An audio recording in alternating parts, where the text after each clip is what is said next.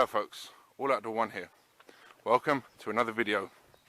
Sorry, it's been a while since I posted on YouTube, but sometimes that's just the way it goes. I'm out in the woods today for an overnighter. Yeah, just needed to get my fresh air fix, and yeah, weather's reasonable, not too cold, about the 12-13 degrees C mark, dropping down to about 9-10 at night, so perfectly reasonable. As usual, testing out a bunch of gear and various other little bits and pieces. So yeah, hope you enjoy this one, and look forward to hearing your comments and suggestions.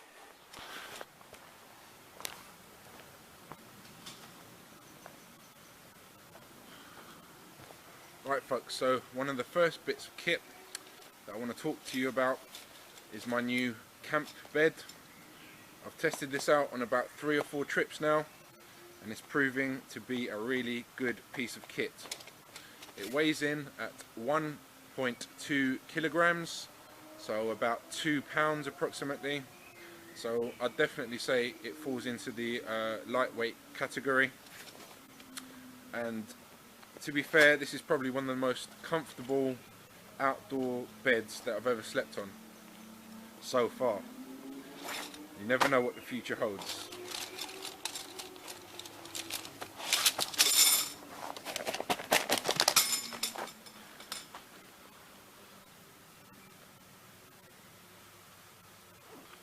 As always, going lightweight has its advantages and disadvantages, and unfortunately one of the disadvantages of this bed is that it happens to be quite fiddly to put together. Definitely not something you would want to do inside a confined tent. So as you'll notice, my tent's not up yet. That's to give me enough space on my ground sheet here to set my bed up. So I'm just going to go ahead and do that now, and yeah, interesting to see what other people think of it, but so far it's working really nicely for me.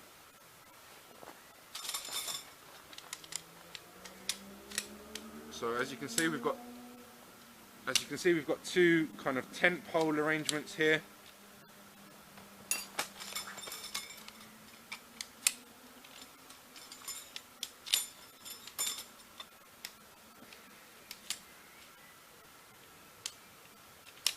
And these just slot into the material on either side. Right, so here we go. Definitely an easier job with 2 people, but it's all about self-reliance, eh? So here we go.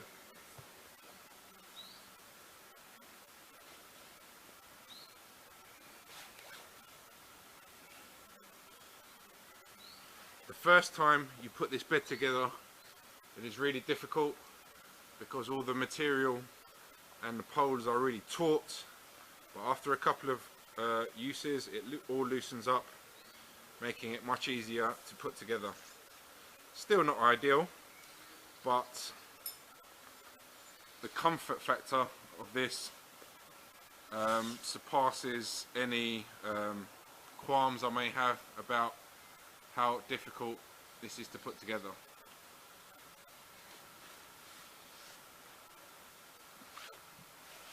So as not to make the video too long and boring, I will speed up certain parts of this process, but hopefully you'll get a good idea of how this thing works.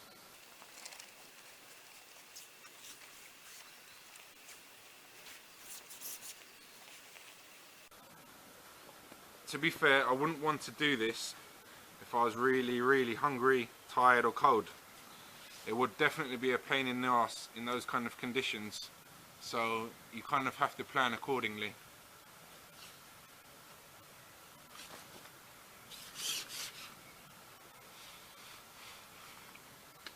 As you can see, it is quite a faff.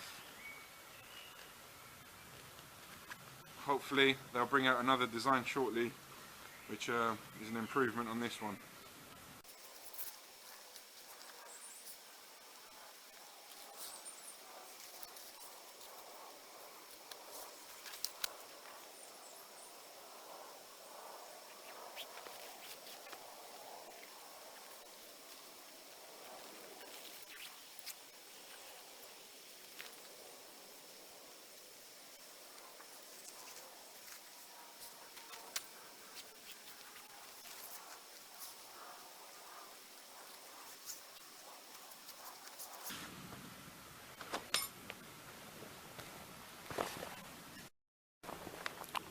Right folks, so as you can see, I've threaded those foldable poles into the sleeves on either side of the mattress, and now it's time to put the cross beams in.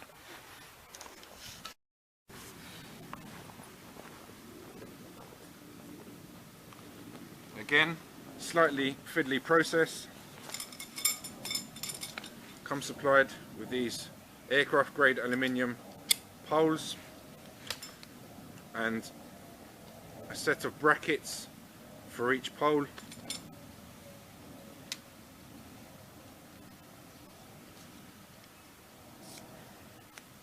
Now we simply feed the pole through the hole in the bracket. Obviously there's one on each side.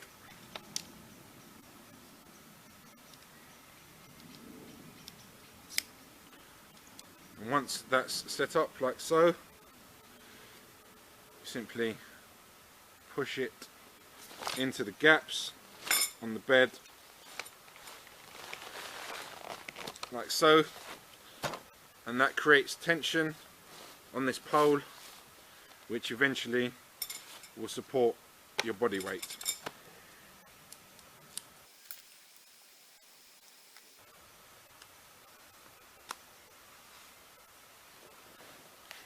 In the instructions it advises that you secure the middle ones first and then work outwards. As I said, with use everything does loosen up and become easier to assemble.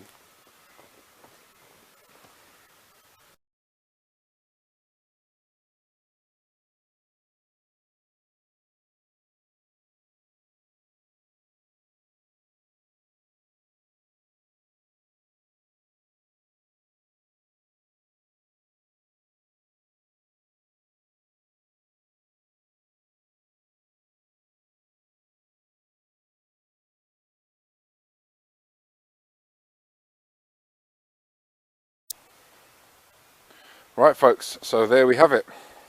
This is the bed now fully assembled. Super lightweight, as I said, 1.2 kilograms set up, and works great as a seat also, so you can sit by the fire before going to bed and lying down on it. Seems to be pretty durable so far. Another advantage is that it actually keeps you off the ground, so you don't need a big insulating mattress or mat of any type to keep you toasty. You can just go with a pure minimalistic lightweight one, and combined with the fact that it's off the ground, keeps you absolutely warm and comfortable. So I'm going to give it a little test now.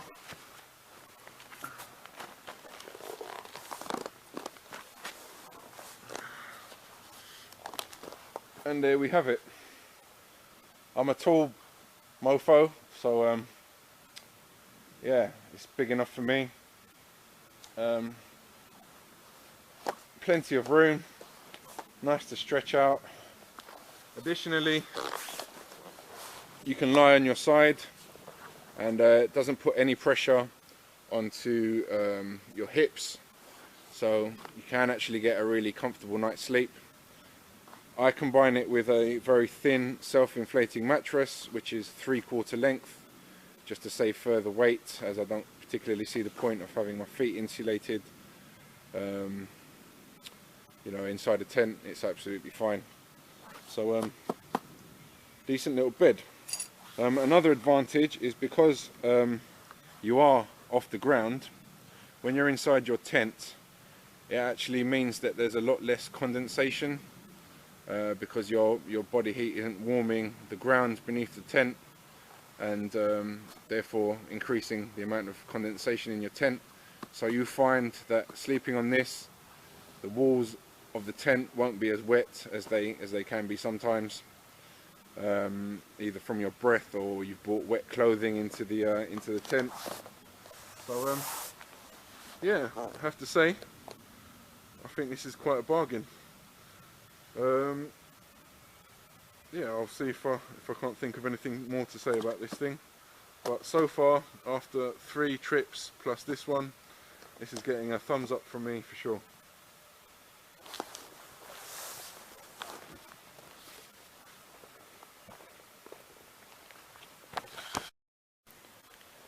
This is another great piece of kit that I've recently acquired. I'll talk a little bit about this on this trip now. But this, if you're looking for a real great ultralight rucksack, then I'm definitely recommending this. This is the Xped Lightning 60. It's basically an ultralight rucksack designed mostly for kind of mountain environments.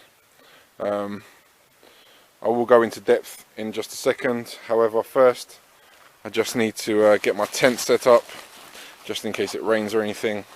Don't want to get caught out. It's looking a bit rainy at the moment. I'll just get my tent together and I'll get back to you. Right folks, tent all set up. Funnily enough, that took about the same amount of time it did to actually put that bed together. So yeah, interesting. But yeah, bed's inside there with sleeping pad, sleeping bag, and even a little self-inflating pillow. That's how cushy I like it when I'm sleeping out here. All these things lead me to get a good night's sleep, comfortable, not waking up with cold back, cold kidneys, dying for a piss, that kind of thing. Feels like I'm waking up at home practically every time. And yeah, because it's such a warm sleeping arrangement, sometimes I just think to myself, well, you know what, I'm not even going to light a fire today because I'm going to be warm enough throughout the night anyway. And sometimes you just don't need a fire if you've got good gear.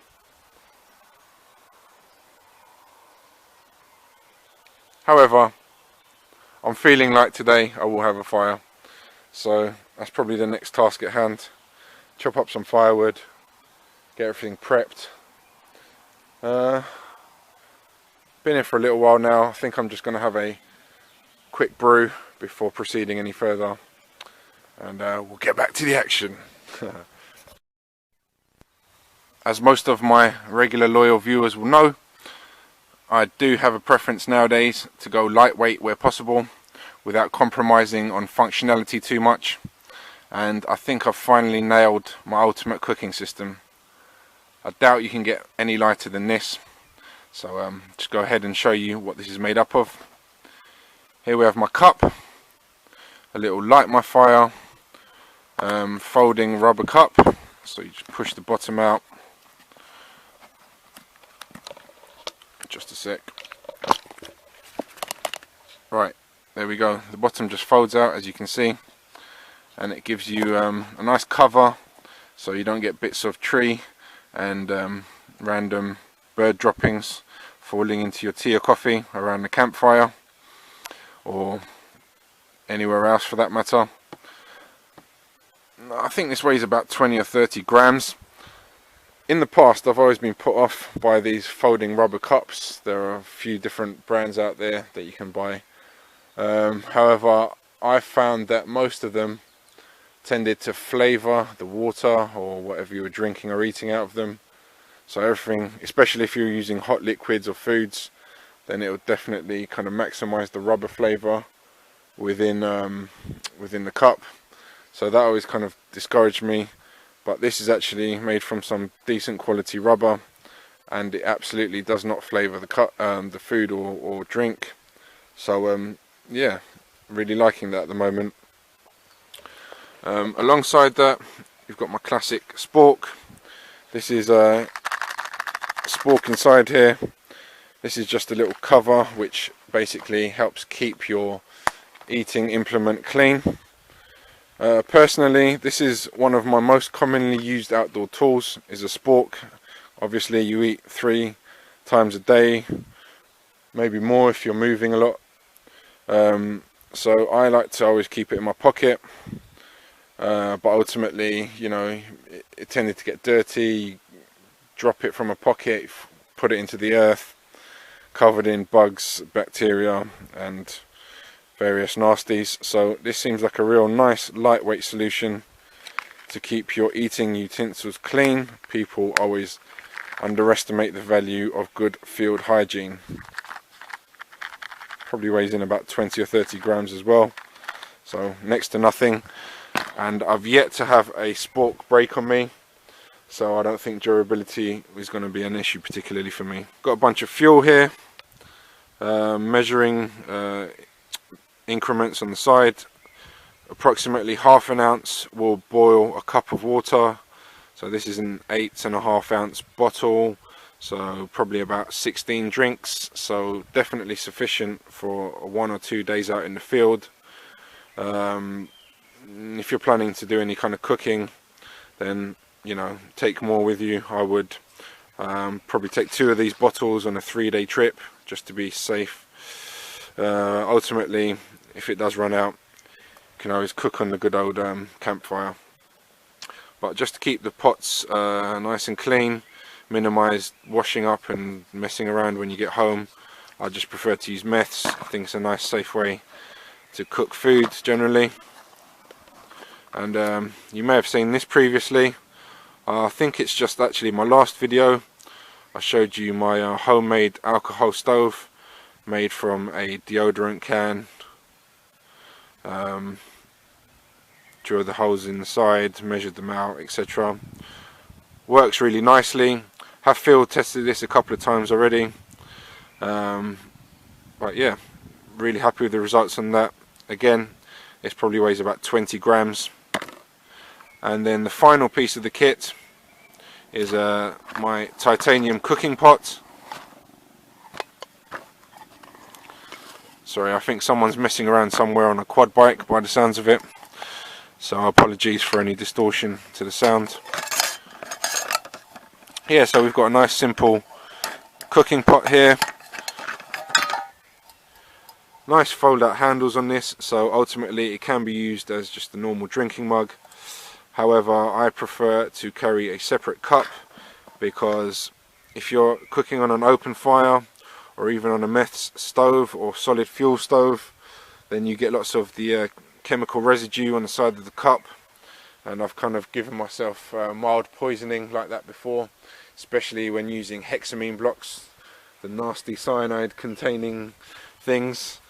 Yep, comes with a cover as well, just to further reduce boil times and to keep any crap from falling into your food or drink. So all in all, let's say 20, 40, 60, and that's 60, so 100, about 150 grams for this whole setup, minus the weight of the fuel, which I think is pretty much unbeatable when it comes to lightweight outdoors cooking. If you can beat it, or if you have a setup that is actually lighter than this, please let me know. Would love to see it. Yeah, this stove takes about 30 seconds to a minute to bloom. If you want a closer look at this stove, please check out my previous, I think it was just my last video on my channel, and you can sort of see what this stove is really about. But there we go, bloomed up nicely now. Full cup of water, lid on the cup, keep out any nastiness, and actually just going to stick it on a timer. There's actually 400 millilitres of water in there with 1.5 ounces of meths, as I said. So will be interesting to see. It will be interesting to see how long it takes to actually bring it to the boil.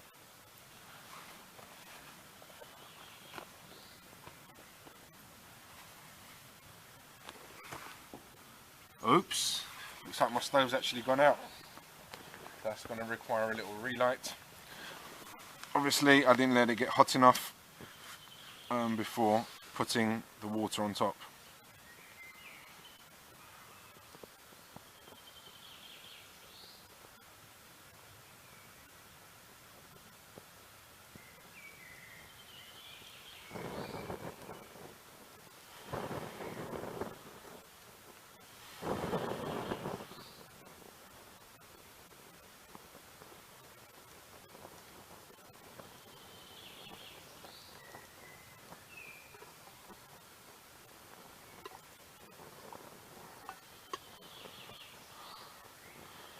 The stove itself is actually very narrow, so you need to pay attention to the type of surface you've got underneath it, i.e. you need a really flat surface, so make sure you don't waste your water by spilling it all.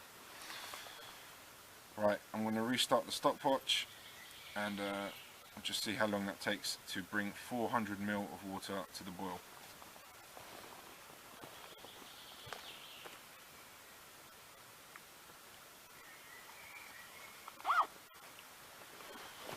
Obviously a windshield would be a great addition to this setup, but seeing as the climate's pretty mild at the moment,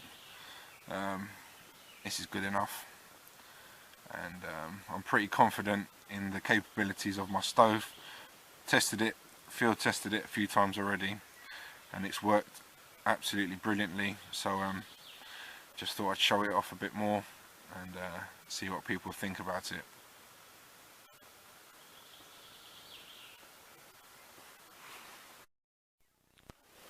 Well folks, we're now at the 5.5 minute point, so I'll just do a quick look, and look, we've got a full boil, 400 ml of water in 5.5 minutes. That's pretty rapid. I believe that easily beats a Trangia, if I'm not mistaken. Nice. Right folks, so here's a rough and dirty review of the Exped Lightning 60 rucksack, ultra lightweight rucksack here. I'll just put it on quickly, show you what it looks like, just for size.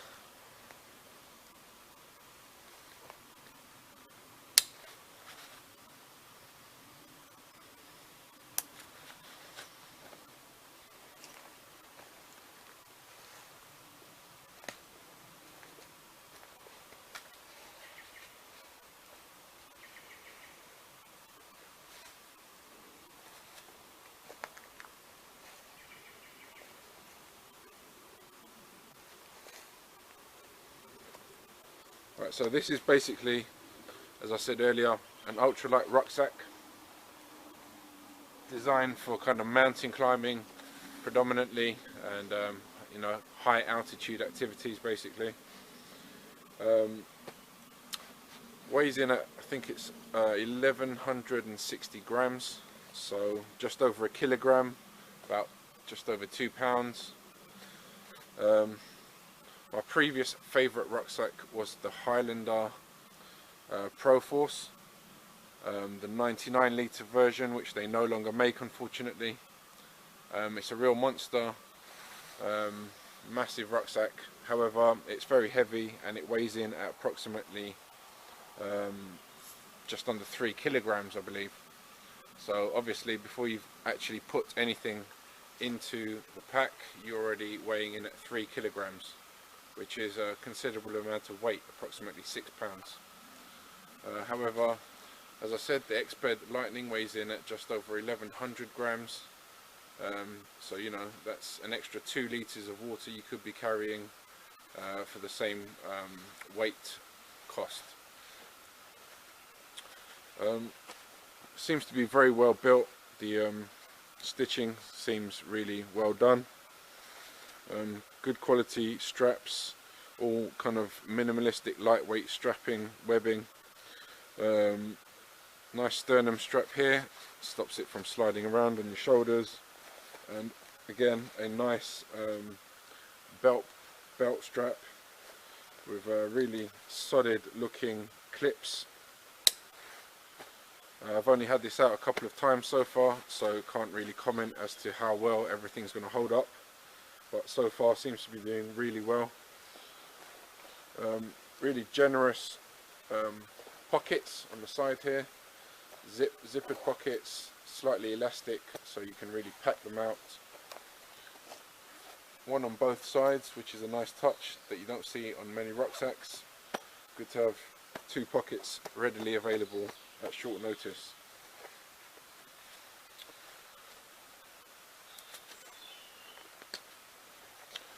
A couple of attachment points on the front here. another one on this side too.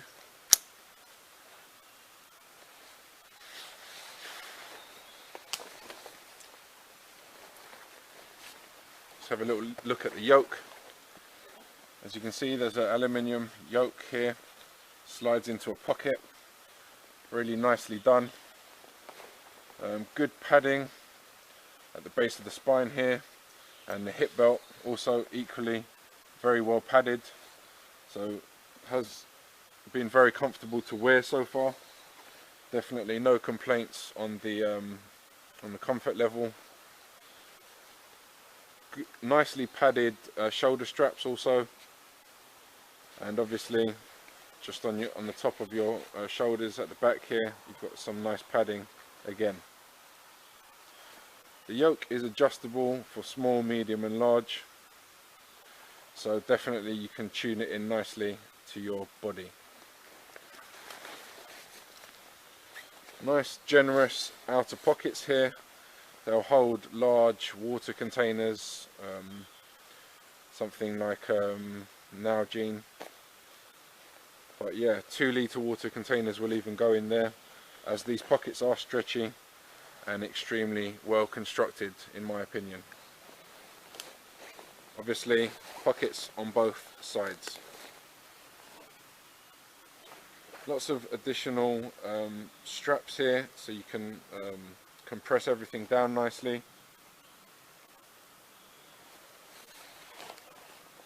I'm not a huge fan of using these compression straps, as it just means more faffing around at the other end. I suppose there are certain circumstances in which it will be preferable to have everything strapped down as tightly as possible.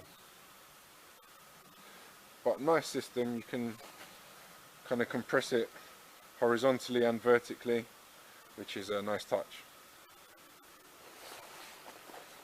Just seeing what other features to go into on the outside. Does come with a pole, or ski pole or ice axe loop, which I've removed because, as you can see, there's no snow or ice around here, so I'm good. However, you could use it for anything else, with small stool, fishing pole, etc.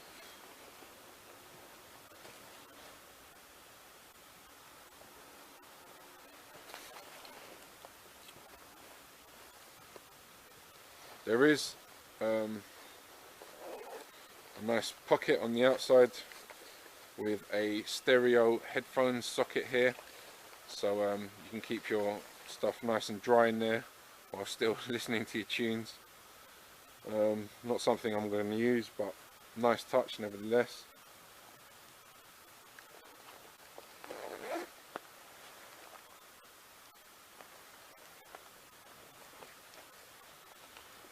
Another really nice touch on this bag is these little clips and the actual cordage they've used here. The cordage is in fact reflective. Try and demonstrate that. However, it is reflective, and equally the these bits are glow in the dark basically, which again I think is a really nice touch. Don't know if you can see that.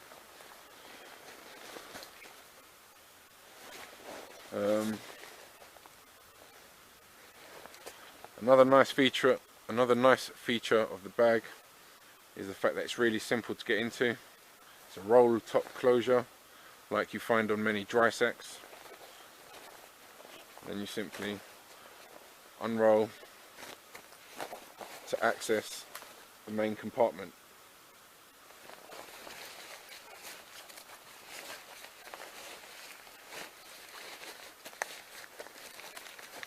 There's also a nice inner mesh kind of pocket stroke bag, which is zippered.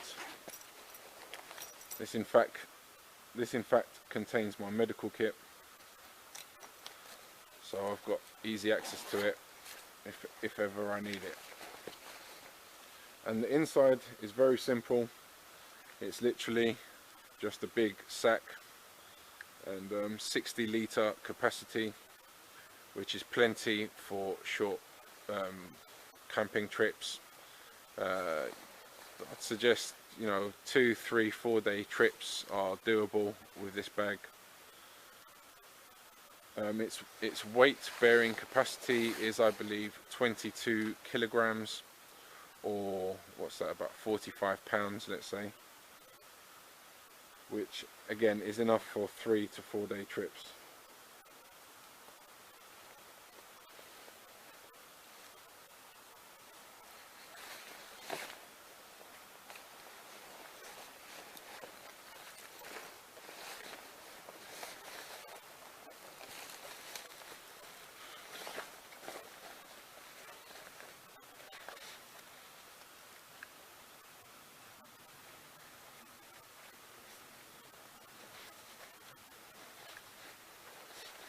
The material itself is actually highly water resistant, however it is not 100% waterproof,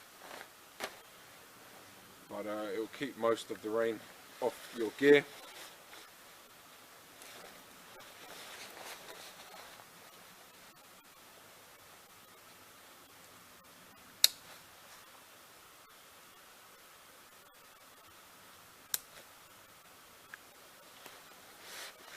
So there we have it, folks. A quick rough review of the X-Bed Lightning 60. Definitely gets a double thumbs up from me so far.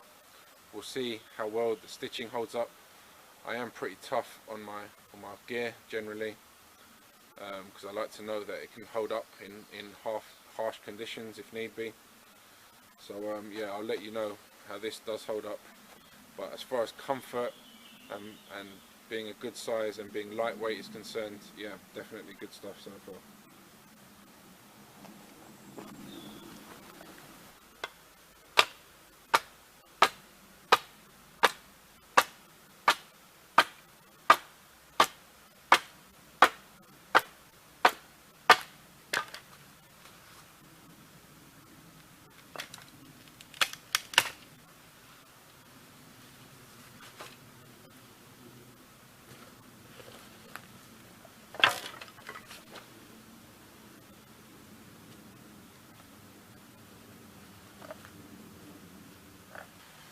Hey folks, just for a little atmosphere, and because I'm going to stay up a bit later, I'm going to get a little fire going. Easiest way to do this, and quickest way, I'm cheating, wet fire tinder, real good stuff.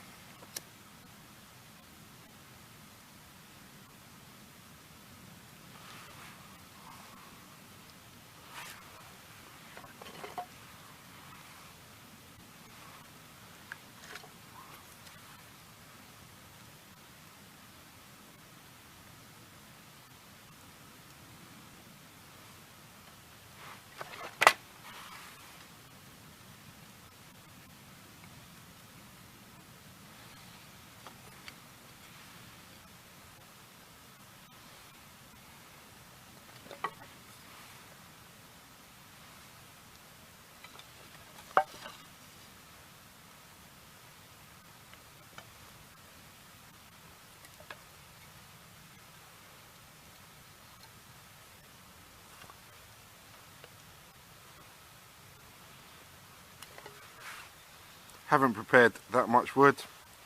It's only going to be a half an hour, 40-minute fire just before I go to sleep, just for a bit of light.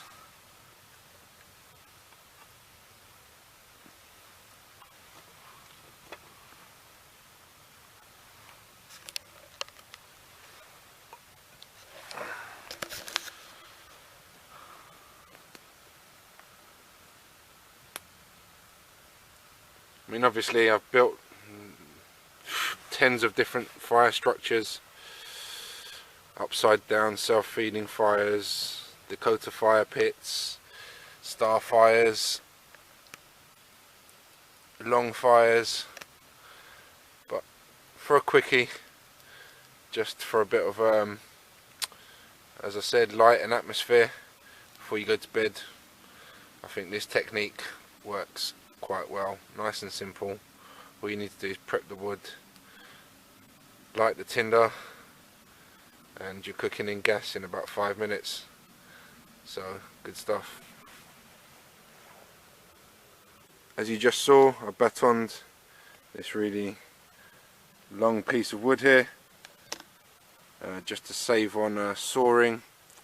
So what I'm going to do is put the middle of it into the fire, burn it into 2 pieces, and then keep feeding them down. Just an energy saving way to keep your fire going and to feed your fire.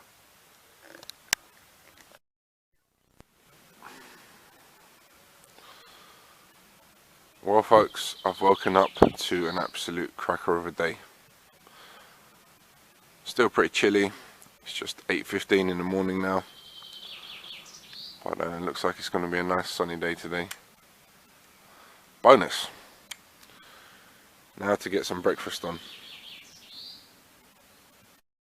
Right folks, this draws this woodland adventure to a close. Hope you've all enjoyed. I look forward to hearing your comments. This is All Outdoor One, signing out for now. Thanks for watching. Take care.